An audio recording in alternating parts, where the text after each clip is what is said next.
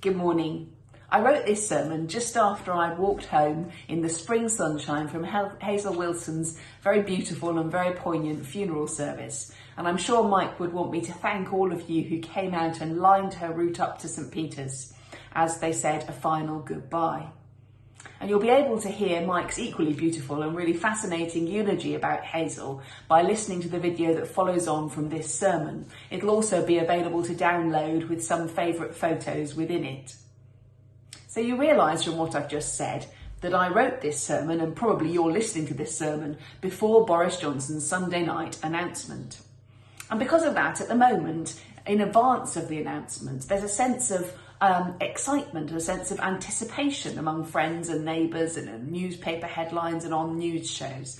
Perhaps something is coming that will cause things to change. There's a sense of anticipation. After 6 weeks, maybe we are going to see some progress towards a more normal way of life. I wonder perhaps if the changes will end up being smaller than those we anticipate.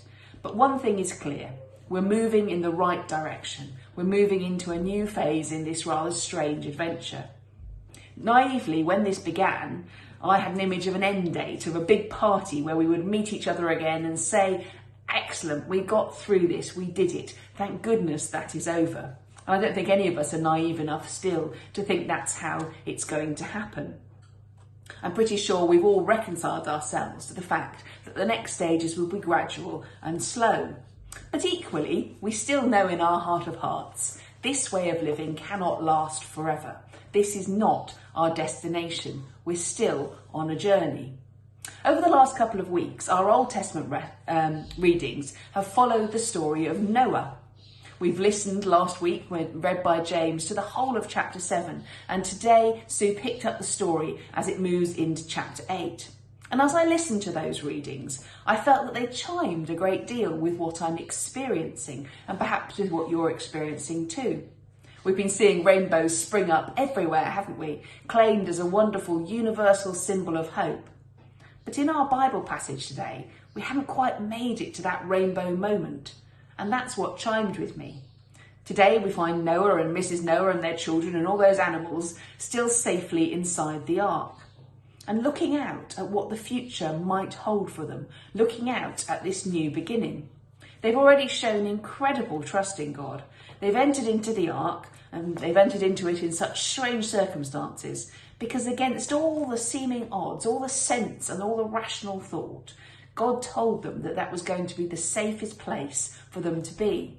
And they believed him.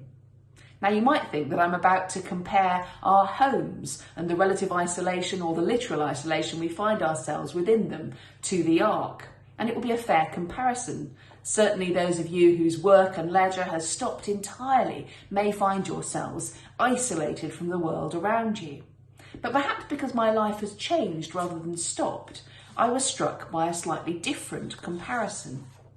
In a world where the religion of the day is really whatever works for you, maybe the church has become a little bit ark-like, and maybe we were a little bit ark-like even before this pandemic began. Maybe we became a place of safety, a place of routine and familiarity, a place where we can separate ourselves off from the everyday and be with other people who share our faith. And that's not a bad thing. I too long to stand again in our beautiful buildings and hear familiar words and music wash over me and lift my soul in worship, just like they've lifted generations and generations before me. But I also feel quite strongly that God is bringing our ark, the church, to a new time and a new place and a new way of being. And that just like Noah and his family, the time may be coming to get out of the ark and to see what the future brings. The experience of the last 6 weeks or so has moved all of us to new places. All of us have been forced to do church differently. I still haven't been back inside our church buildings, and I haven't been able to celebrate communion. So just like each of you, I find myself in a very different place. We've been forced from our physical arks, and as we move towards the joy of slowly reopening them, we need to ask ourselves how we make sure we just don't go in, shut the doors and settle down to business as usual. Because our Old Testament reading of sanctuary is in complete contrast with the Acts reading, in which we find Stephen becoming the first martyr of the Christian faith, finding that following Christ actually leads him not to safety, but to a place of great danger in order to stand up for his faith. Following Jesus for most of us doesn't mean hiding away in a sacred space, precious though those buildings are. It involves stepping out into the world and what we do when we find ourselves in it. For the last few months, the very best of church has been in phone calls to the lonely, in prescription drop-offs and shopping trips, in the NHS chaplaincy, in food bank provisions, in all the places where there is need. The best of the church is always, I think, to be found speaking prophetically against injustice and serving any and all who need it, and all the while praying and praising God, just as Stephen did, even when facing death. So we have a huge challenge ahead of us, and it's one that should excite and encourage us, and one which needs the debate and prayer that has already begun, and we need to be part of that debate and prayer here in our local context. We need to ask ourselves where we are, what we were doing that worked, and what we wish to return to.